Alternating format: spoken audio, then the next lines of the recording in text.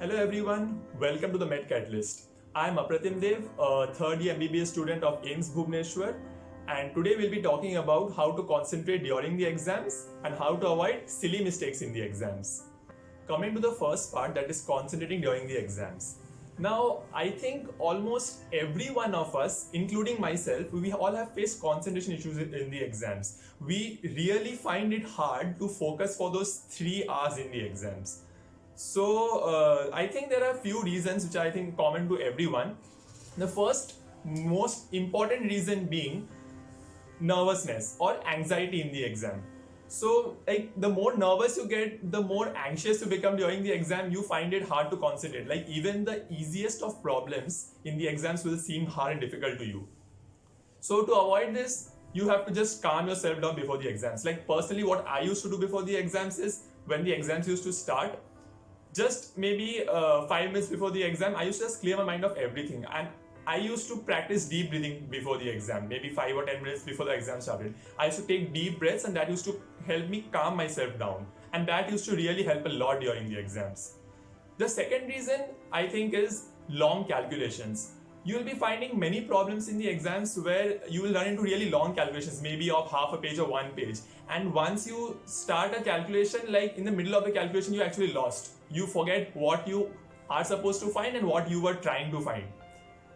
The main way of tackling this situation is when you are getting a question, maybe a question has 1 paragraph length and you have maybe 6-7 variables in it or 6-7 like types of data in it. Now there's a trick in the question. In the question, not all types of data are relevant or important in finding the answer. You have to identify which data and which all variables and information you need to find the answer. There will be actually many information and data given in the exams in the question, which will actually be there to confuse you, so that their aim is to confuse you and make you lost in the midst of solving the question. So you have to filter and select out which data you need for solving that particular question and finding out the answer, and focus on only those key points. I used to like underline those key variables or key data which I need for solving the question, so that I am only able to focus on those and forget the remaining. So that will help to reduce the length of the calculation in the exam.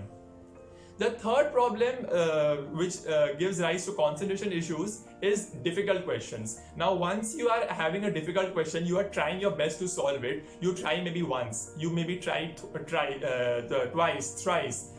Even after that you are unable to solve. That time you start losing out. You start losing focus and you give up.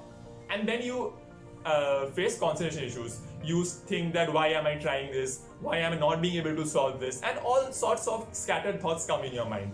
So the best thing to avoid this is, if you're finding a difficult problem, okay, think calmly, give it a try second time.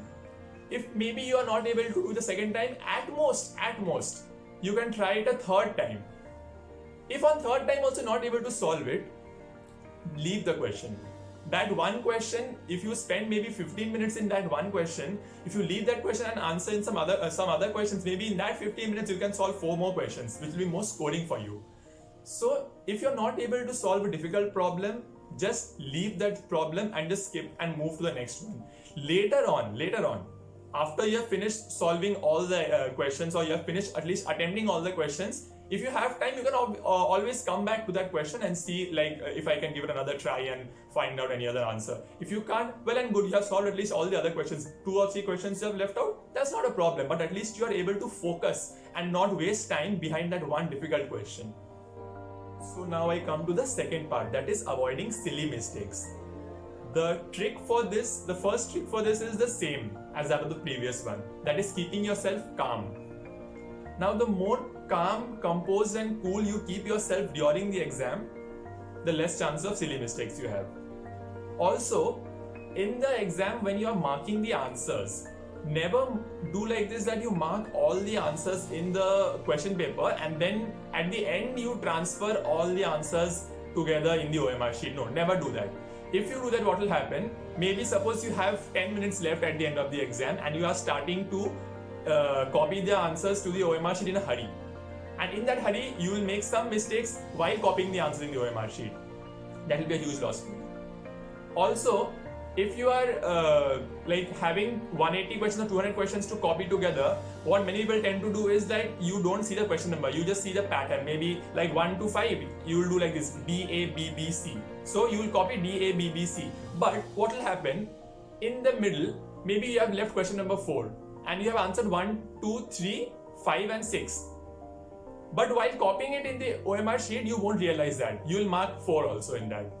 You will mark D, A, B, B, C, and you will mark 4 also. That will be a loss for you.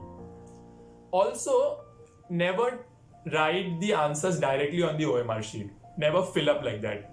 Because once in the OMR sheet you have filled up with your pen and later on you feel like I want to change some answer, then you are totally devastated. You can't do anything over there. Once entering the OMR sheet, you can't change it, you know that.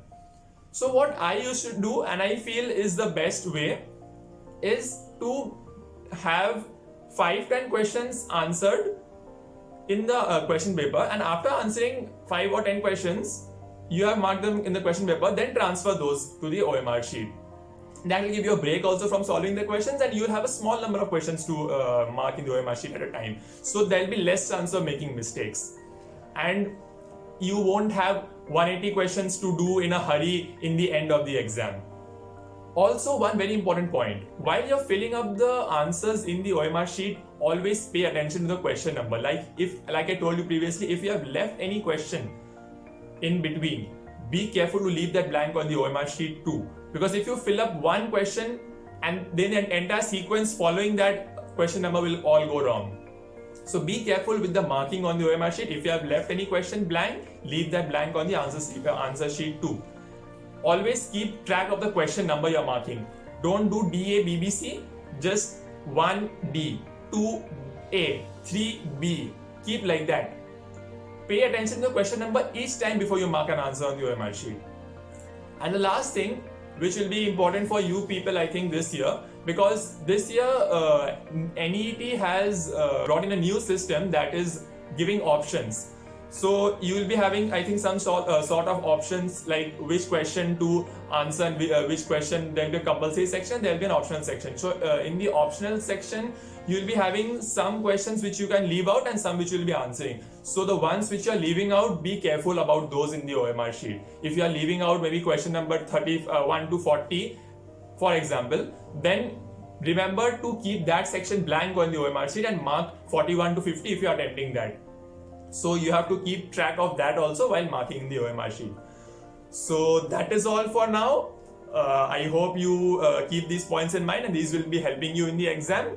Best of luck with the preparation. Keep yourself calm, composed, follow these methods. And yes, the main thing, the main trick is practice, practice, practice. Practice is the key way, the only way to do any sort of exam or to get past any sort of challenge. The more you practice, the more you move towards perfection, and the more you are able to be confident and lose your anxiety, be calm. So keep practicing, follow these tricks, and yes, all the best.